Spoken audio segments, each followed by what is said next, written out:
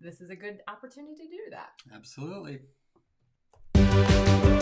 Life moves pretty fast. You don't stop and look around once in a while, you could miss it. Keep your distance. Wash your hands. Wear a mask. Better make that too. Sanitize everything that moves and everything that doesn't every 16 seconds. Stay home for 2 weeks. 2 months. A year to flatten the curve. Sometimes you have to laugh at your circumstances to keep yourself from crying. We have had a rough year, but I am optimistic that the war against this unwelcome virus is nearing an end. I'm especially encouraged by the leaders who know we don't live in a one variable world and have been looking at the whole picture.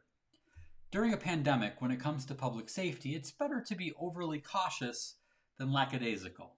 But that is kind of a fun word. However, we could get so focused on following protocols to prevent the spread of COVID-19, it's easy to forget about the indirect side effects we've experienced from the last 12 months of trauma, like the deterioration of our mental health.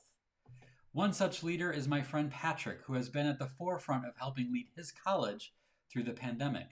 Besides transforming the on-campus experience and adding testing, contact tracing, and safety protocols, he told me about the challenge of addressing the morale of the students who returned to campus in the dead of winter while the virus was surging. He said, "We wrapped every light pole on campus with Christmas lights. We built an ice rink in the middle of campus." He said they had fun food pop-ups on cold nights, like hot chocolate, chili, chicken wings.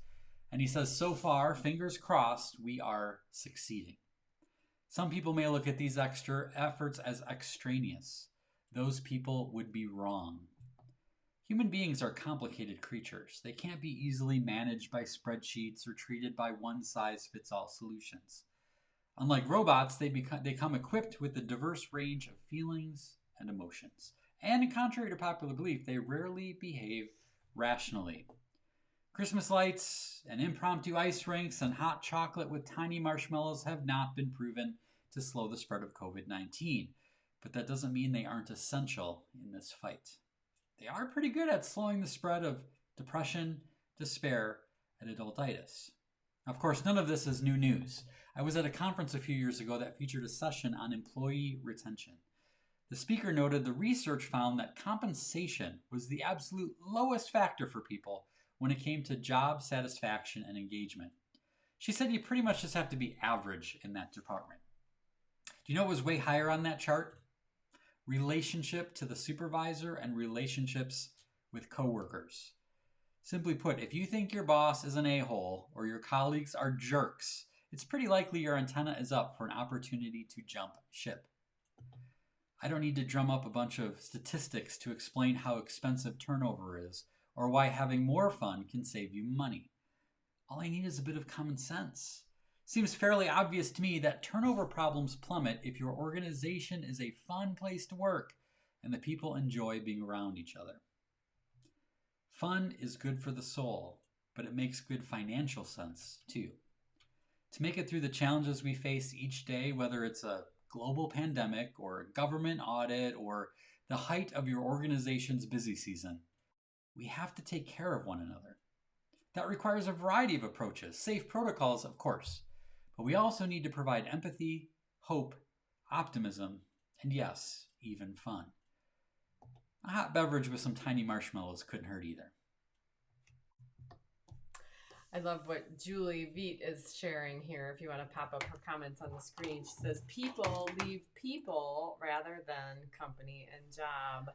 Absolutely. It is so true. And, I loved your little Parks and Rec photo there. It reminds me of what we got back here tonight. Thank you, Rachel. My two newest. Look at his face. How excited he is. Yeah. We got Tom Haverford with his little cupcakes. It says, treat yourself. Mm-hmm. And Jean Ralphio, who is probably the most obscure Funko Pop character I have ever purchased. Is this classic, you guys? Jean Ralphio? Jean Ralphio. Who doesn't? And by the way, if you have not managed to find yourself watching Parks and Rec yet, please do yourself a personal favor and start this. I've heard of some people say maybe it's a slow start.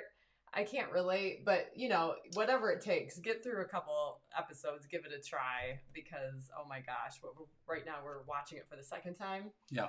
And we're going through it. we're on season straight 4, through it. Yep. I think, but it just keeps getting better and better. It's So good. we got Andy up there and Ron Swanson's up there too. So talking about about fun in the workplace, I thought that would be appropriate. And by the way, I have some fun things to share.